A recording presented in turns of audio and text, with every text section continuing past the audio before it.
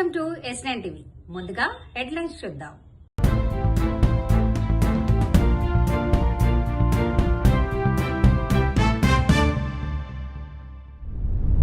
MLA Komatireddy వ్యతిరేకంగా నినాదాలు.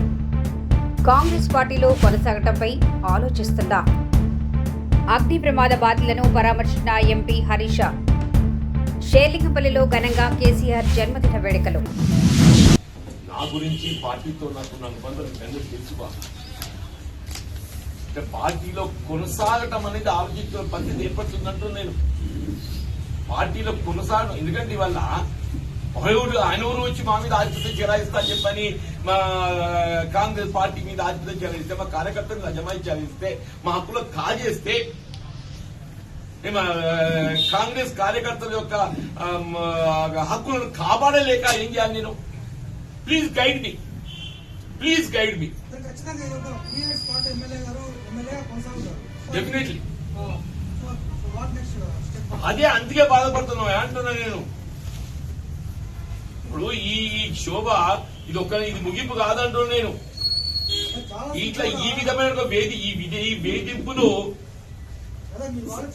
ఈ వేధింపులు సహిస్తూ ఎంతకాలం కొనసాగగలుగుతామా? నాకు నేను ఏదైతుందో, నా మనోవేదన ఏదైతుందో ఎక్స్ప్లెయిన్ చేస్తున్నా సార్. కెన్ ఐ కంటిన్యూ ఈ వేధింపులు భరించగలుగుతానా? ఎంతకాలం భరించగలుగుతా? దీని పరిష్కారం ఏంటి అని నాకు నేను ఊహించలేకపోతున్నాను. నాకు నేను ఊహించుకోలేకపోతున్నా బాబు అంటున్నా నేను.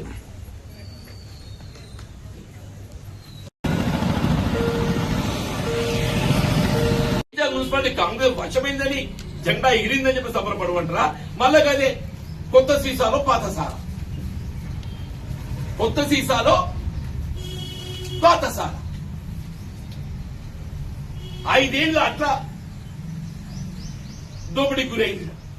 5 ఏళ్ళు ఇదే ఎమ్మెల్యే గారు, 5 ఏళ్ళు ఇదే ఎమ్మెల్యే గారు అట్లా దోపిడీకి గురైంది. 16 మంది కమిషన్లు బదిలీ అయ్యిండ్రు. 8 మంది ఉద్యోగస్తులు జైలు పాలైండు. మా మిత్రుడు ఎవరైనా చొక్కారావు గారు పేరు చెప్తారండి, నాకు తెలుసు. నేను అదే చొక్కారావు గారి ఆధ్వర్యంలో కాంగ్రెస్ పార్టీ చేరిందా 84 డిసెంబర్. శ్రీ కేసీఆర్ గారి పుట్టినరోజు సందర్భంగా ఈరోజు మరి 17/2/2026 రోజు పుట్టినరోజు, కేసీఆర్ గారి పుట్టినరోజు సందర్భంగా మరి కేసీఆర్ గారు ఒక విజన్ ఉన్న నాయకుడు. ఆయన పుట్టినరోజును మేము ఈ విధంగా జరుపుకోవడం అంటే కొండాపూర్ ఆసుపత్రిలో, గవర్నమెంట్ హాస్పిటల్, ఈ షేర్లింగంపల్లి పెద్ద హాస్పిటల్, ఇక్కడ సుమారుగా 100 ఇన్ పేషెంట్స్, అవుట్ పేషెంట్స్ ఒక 50 మంది వరకు వస్తారని చెప్పారు. మరి వాళ్ళందరూ కూడా మాతో అయినంత వీలైనంత వరకు ఒక చిన్నగా ఒక పండ్ల పంపిణీ చేయాలనే ఉద్దేశంతో వాళ్ళ పండ్ల పంపిణీ కార్యక్రమాన్ని తీసుకున్నాం. అదేవిధంగా కేసీఆర్ గారిని ఈ యొక్క రాష్ట్ర బాపు కేసీఆర్ గారిని రాష్ట్రాన్ని, అన్ని రాష్ట్రాలకు ఒక సీఎం ఉంటాడు, కానీ మన రాష్ట్రాన్ని తెచ్చిన నాయకుడు. మరి ఈ రాష్ట్ర నాయకుడికి మనం ఈ విధంగా మరి అక్కడ ఏదో చేయ బదులు ఈ యొక్క పేషెంట్లకు ఏదైతే చిన్న చిన్న పిల్లలు మరి పండ్ల పంపిణీ చేసినాం. అదేవిధంగా మేము అక్కడ కనుక్కుంటున్నాం. ఇప్పుడే మరి మా రాష్ట్ర ప్రభుత్వం ఉన్నప్పుడు, కేసీఆర్ గారు ఉన్నప్పుడు ఒక కిట్టు, కేసీఆర్ కిట్టు కానీ, అదేవిధంగా అమ్మాయి పుడితే 13,000, అబ్బాయి పుడితే 12,000, అదేవిధంగా ఇక్కడి నుంచి తీసుకుపోయి మరి హాస్పిటల్ నుంచి ఇంటి దాకా దించే సౌకర్యం కూడా కల్పించారు.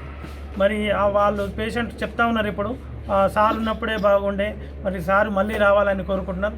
మేము కూడా భగవంతుని ప్రార్థిస్తున్నాం. సారు కూడా మంచి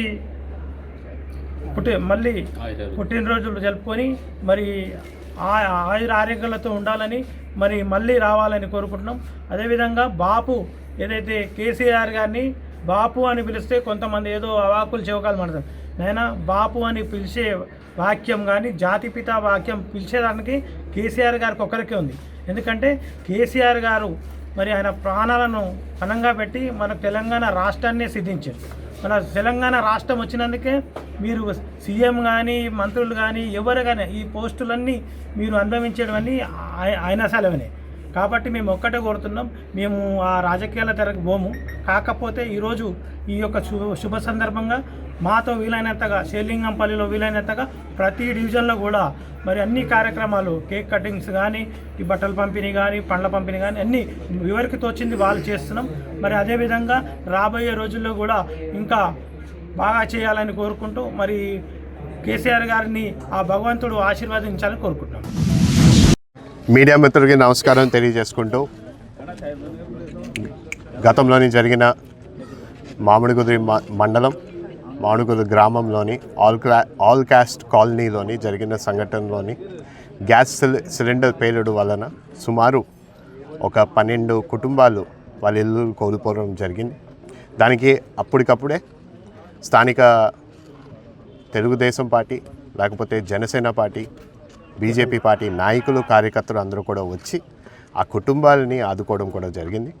ఇతరులుగా ఆల్రెడీ దీని గురించి సంభాషణ గురించి స్థానిక ఎమ్మెల్యే గారు దేవవార ప్రసాద్ గారు కూడా రావడం జరిగింది. ఆయన కూడా వచ్చి స్థానికంగా ఉన్న సమస్యలన్నింటినీ కూడా పరిశీలిస్తూ కుటుంబాలతోని మాట్లాడుతూ వాళ్ళని పూర్తిగా ప్రభుత్వం కూడా బాధ్యత తీసుకుంటూ వాళ్ళందరినీ ఆదుకుంటామని కూడా చెప్పడం కూడా జరిగింది.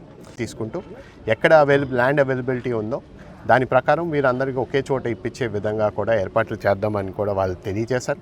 నేనే స్వయంగా కూడా ఇల్లు పట్టాలు దగ్గరికి వెళ్ళి చూస్తే అక్కడ కొంచెం అడిషనల్ ల్యాండ్ అవైలబిలిటీ ఉంది కాబట్టి దాన్ని కూడా ఏ విధంగా మనం ఉపయోగించుకోగలుగుతాము అనేది కూడా నేను కూడా స్వయంగా ముఖ్యమంత్రి వాళ్ళు శ్రీ నారా చంద్రబాబు నాయుడు గారి దృష్టికి కూడా తీసుకెళ్తూ దీన్ని ఏ విధంగా మనం చేయగలుగుతాం అనేది కూడా బాధ్యత మేము వహిస్తామని కూడా ఆ కుటుంబ సభ్యులకు కూడా మేము తెలియపరుచుకున్నాం.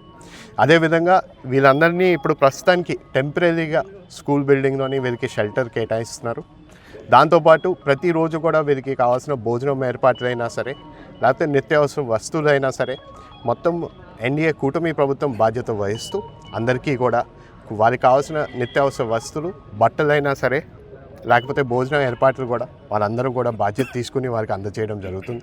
వాళ్ళందరికీ కూడా నా తరఫున ప్రత్యేక ధన్యవాదములు. ఎందుకంటే మీరందరూ ఇంత బాధ్యతగా వాళ్ళకి ఎటువంటి ఇబ్బంది రాకుండా వాళ్ళకి ఆదుకోవడం, అదేవిధంగా వాళ్ళ కుటుంబ సభ్యులు కూడా మాకు తెలియపరుస్తున్నారు.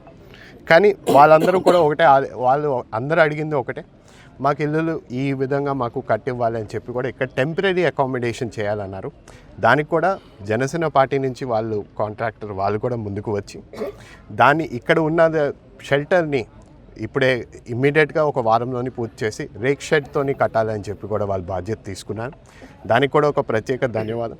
మేము మాత్రం ఈ 6 నెలల టైంలోని వీళ్ళందరినీ కూడా ఒకే చోటకి తీసుకెళ్లే విధంగా, వీళ్ళందరికీ అంతవరకు టెంపరీ అకామిడేషన్ ఇక్కడే ఇచ్చే విధంగా చర్యలు పూర్తి బాధ్యత ఈ కూటమి ప్రభుత్వం నిర్వహిస్తుందని కూడా సభాముఖంగా తెలియపరచుకుంటూ సార్ వాణి విప్లవ్ గారి మమ్మీ నేను, వానికి అత్తను నేను.